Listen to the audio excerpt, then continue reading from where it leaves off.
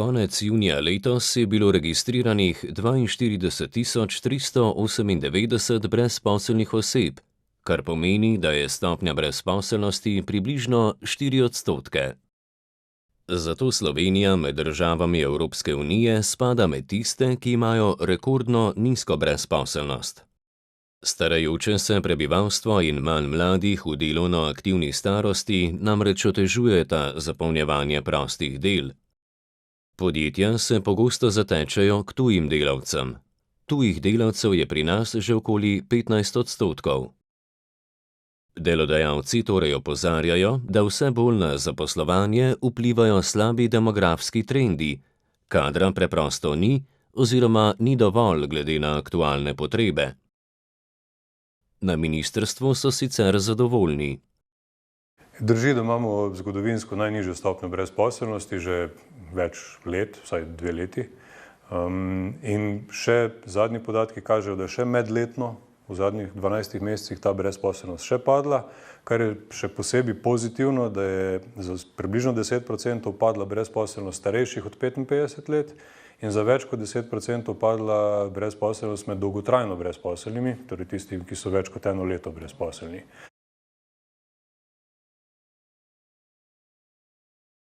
Pripravlja se tudi nekaj sprememb na področju invalidske zakonodaje, kar bi še izboljšalo vključenost ranljivih skupin na trg dela. Brezposelnost ni želja posameznikov in velika večina si želi delati. Sindikati vidijo več različnih vzrokov za trenutno stanje. Zagotovo so povezani s stanjem na trgu dela.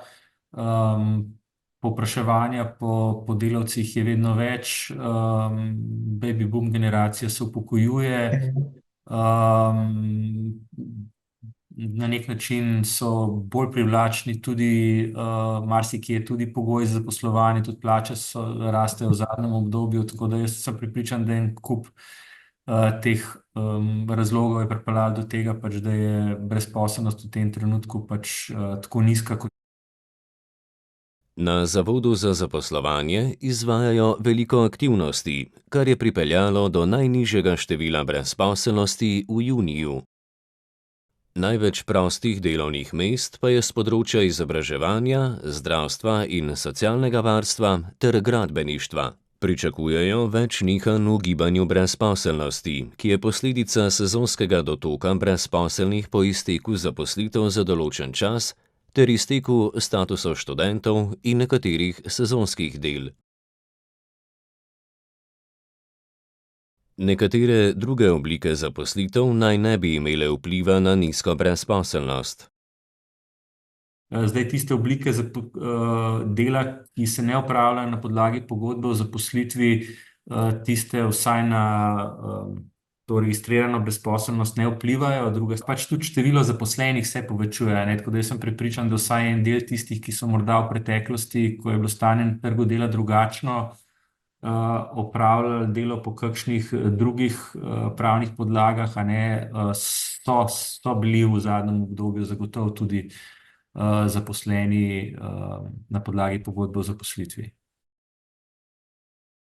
V Sloveniji je prekarno delo leta 2024 opravljalo okrog 63.000 ljudi, kar je približno 5.000 več kot leta 2020.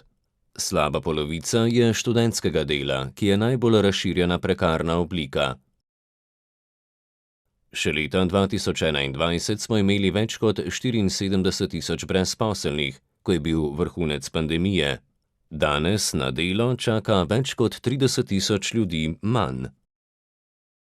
Praktično v vseh poklicnih skupinah primanjkuje delovne sile in tudi na vseh stopnjah izobrazbe je ponudba delovnih mest za 2 do 3-krat večja od števila iskalcev zaposlitve. Zdaj, to razliko že lep čas pokrivamo tudi z delovnimi migracijami. Imamo zelo močno neto priseljevanje in danes je približno 15% celotne delovne sile v Sloveniji predstavlja tuja delovna sila. Od leta 2020 do danes smo uspeli kar za 50% znižati brezposelnost. Število tuje delovne sile pa se je od leta 2020 podvojilo. K temu so prispevale negotove varnostne razmere in številne migracije. V sindikatu ovir z zaposlovanjem tujcev ne vidijo, a so previdni. Se pravi, tukaj zelo pomembno vlogo igra na eni strani nadzor, na drugi strani delovnopravni standardi. Zlasti vidim tukaj pomembno vlogo kolektivnih pogodb, ki te standarde določajo.